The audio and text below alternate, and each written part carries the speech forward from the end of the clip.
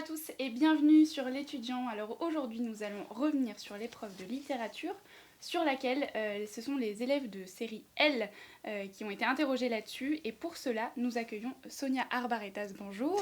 Bonjour Pauline. Et vous aussi d'ailleurs comme les candidats vous vous êtes prêtés à l'exercice et vous allez pouvoir nous donner quelques éléments de correction. Alors on a eu une petite surprise ce matin pour les candidats qui sont tombés finalement sur l'œuvre de Victor Hugo Hernani. 2 questions à traiter. Est-ce que déjà c'était une surprise de tomber sur Hernani ou pas ? Alors peut-être effectivement, bon en même temps en littérature il n'y a jamais qu'un choix sur deux, mais sans doute le fait que La Princesse de Montpensier soit reconduite au programme cette année, inviter les élèves à imaginer que ce serait le cas cette année, ouais. Mais bon, Hernani est une belle œuvre, hein, et il y avait beaucoup de choses à dire. Très bien. Alors d'ailleurs, la première question qui était sur 8 points, les candidats devaient s'appuyer sur la préface. Victor Hugo remercie cette jeunesse puissante pour qui il dit travailler. En quoi Hernani est-elle la pièce de la jeunesse ? C'est une question qui paraît assez ouverte. Mais effectivement, elle appelait une réflexion assez vaste. En fait, le sujet il posait vraiment la question du destinataire, du dédicataire de l'œuvre. Hein. Qu'est-ce que c'est que cette jeunesse ? Et surtout, essayer de caractériser sa puissance. Comment est-ce qu'elle se manifeste ? Donc, on pouvait envisager évidemment plusieurs perspectives.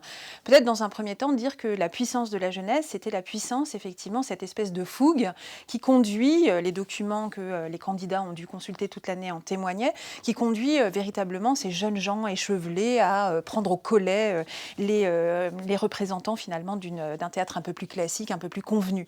Donc c'est une jeunesse qui a la force justement de cette jeunesse, qui est rieuse, qui est moqueuse et qui va âprement défendre ses combats. Donc en premier lieu des combats littéraires, il faut imposer ce drame romantique. Donc commencer peut-être par évoquer ça.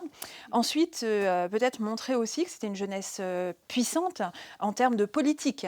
Non seulement il y avait à explorer en fait tous les enjeux vraiment littéraires et esthétiques, mais peut-être aussi montrer que le drame romantique, il s'élabore finalement sur une ambition de refléter ou de questionner la société, même s'il y a un écran, même si on n'est pas directement en France, mais plutôt en Espagne, et même si le contexte n'est pas contemporain, derrière ça, évidemment, Hugo parle à ces bannis, ces marginaux, ces parias que sont les jeunes gens puissants qui imposent leur lecture politique. Enfin, peut-être une dernière perspective, montrer effectivement que cette jeunesse puissante, c'était une jeunesse particulièrement idéaliste, celle qui veut voir triompher finalement des idéaux comme ceux de l'amour. Et là, sans doute, il y avait de la place pour la réflexion autour des personnages. Les personnages d'Hernani sont des jeunes, en conflit de génération avec des vieux, on va dire plutôt des barbons, hein, si on est littéraire. Et ces jeunes gens que sont Donia Sol, cette espèce de jeune femme solaire, une espèce d'ange de colombe, et Hernani s'oppose à Don Ruy Gomez et à d'autres personnages en perspective. Donc il y avait vraiment ici une façon d'aborder la puissance, la force, tant en termes de représentation de public et surtout d'enjeux littéraires et politiques dans l'œuvre. Pour le second sujet, il fallait cette fois donner son avis sur la déclaration de Balzac à propos d'Hernani. Balzac déclare « Rien n'y est neuf ». Alors, quels étaient les éléments qu'on pouvait attendre dans les copies ? Alors, le sujet de Balzac, ou le sujet sur Hernani, effectivement, il est une invitation à remettre en cause en fait les termes de cette bataille. S'interroger finalement sur sa réception. Est-ce que oui ou non le scandale qu'on a bien voulu voir dans cette pièce se trouvait légitimé ou pas du tout. Alors, sans doute, on attendait ici un plan plutôt en 2 parties. Commencer par dire effectivement que, le drame romantique, puisque c'est de ça qu'il s'agit avec Hernani, il s'élabore en fait sur les fondements, sur les soubassements de choses qui existent déjà depuis très longtemps dans le théâtre. Alors peut-être ici rappeler que le drame romantique, il reçoit l'influence de Shakespeare. Quand même pas un contemporain. Hein. Il a aussi été défini, ce drame romantique, par Stendhal comme une espèce de tragédie en prose. qui dure plusieurs mois et qui se passe dans différents lieux, mais il y a quand même un rappel finalement d'un arrière-plan qui existe et qui est déjà connu. Peut-être il fallait dire effectivement, pour revenir à cette espèce de provocation de Balzac, dire rien n'y est neuf, ça veut dire effectivement tout est déjà attendu, et Hernani est un événement attendu puisque en définitive il y a eu toute une opération publicitaire à la fois immédiate et puis rétrospective pour créer des effets d'attente. Donc pas de grande nouveauté. C'est véritablement une évolution esthétique arrivée à maturité qui avait déjà été orchestrée par d'autres textes et d'autres scandales liés aux productions de Dumas par exemple ou encore à l'acteur Talma. Maintenant, deuxième perspective, il fallait quand même essayer de dire que Balzac y allait un peu fort et qu'il y avait quand même des choses nouvelles dans Hernani. Alors, qu'est-ce que c'est que cette nouveauté et qu'est-ce qui fonde finalement ce scandale dont on a fait le succès finalement de la pièce? D'abord, c'est le scandale de la conquête d'un lieu.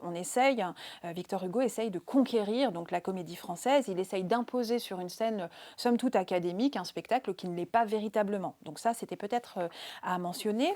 Ensuite, il fallait montrer aussi que Hernani, c'est nouveau parce que chez Victor Hugo, il y a quand même un intérêt nouveau pour la mise en scène. Il s'intéresse de lui-même, il fournit des croquis, il s'intéresse au décor. Donc il y a quand même une nouveauté dans ce geste d'appropriation et de mise en œuvre du spectacle.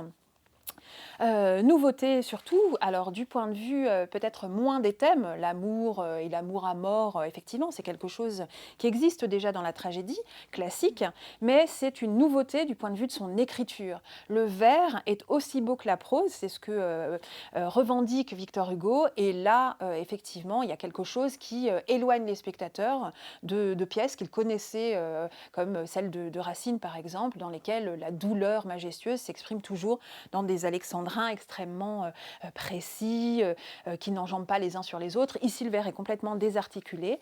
Et en définitive, ce qu'il y a, si on doit conclure sur la nouveauté et reléguer, ou du moins nuancer les propos de Balzac, peut-être dire que ce qui est véritablement nouveau, c'est la volonté de conquérir un nouveau public et de proposer un spectacle qui soit moins artificiel. Merci Sonia Arbaretas de nous avoir donné tous ces éléments de correction.